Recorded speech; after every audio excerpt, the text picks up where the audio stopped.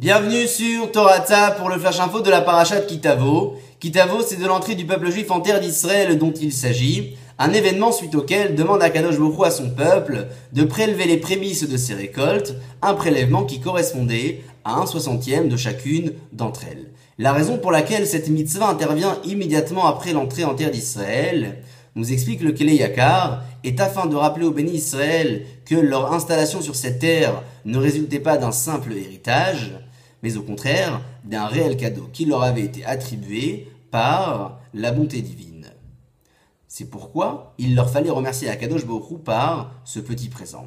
Nous dit le Midrash Tanchuma que Moshe Rabbeinu va prophétiser sur la destruction du Beth Amikdash, cette destruction qui allait causer l'arrêt final de la mitzvah des prémices. C'est pourquoi il institua les 3 prières quotidiennes.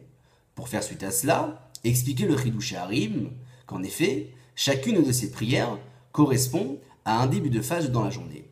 La prière de Shacharit correspond au début de la phase matinale, celle de Mincha à la phase de l'après-midi, et enfin la dernière, celle de Harvit, à la phase du soir. À présent, la Torah énumère tant de bénédictions qui seront prévues pour celui qui aura su écouter et appliquer la voix de Hakadosh Baruch Hu, nous dit le verset Vehi Sigura, et ces dernières bénédictions te rattraperont. Un terme qui nous rappelle étrangement un phénomène qui poursuit une personne alors que celui-ci ne l'a pas souhaité. Il s'agit ici d'une bénédiction. Le terme n'est donc pas tout à fait adapté. C'est pourquoi, explique le Degel Machane Ephraim, que la Torah souhaite nous accentuer et nous préciser ici que la personne méritante va non seulement bénéficier de toutes ces bénédictions, mais il pourra également percevoir tous les aspects positifs de chacune d'entre elles, sans pouvoir émettre aucune critique à leur égard.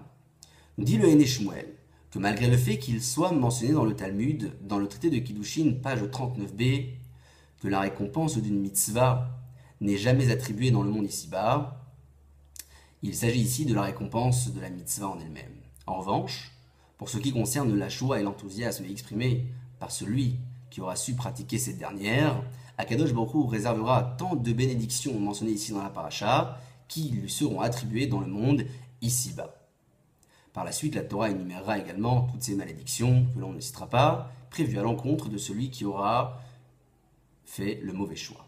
Pour conclure sur une note positive, revenons sur l'une des malédictions mentionnées plus haut. Nous dit le verset Iftach lecha Hashem et otzaru atov et Akadosh Baruch Hu t'ouvrira ses bonnes réserves.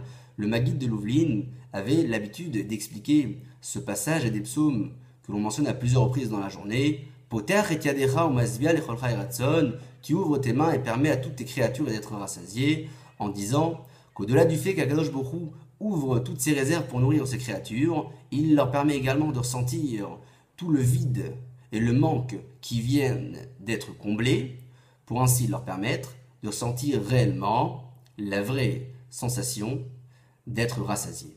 Puisse Akadosh Baruch Hu nous permettre de suivre le bon chemin et ainsi mériter toutes ces bénédictions qui sont mentionnées ici dans la paracha. Shabbat Shalom et à la semaine prochaine.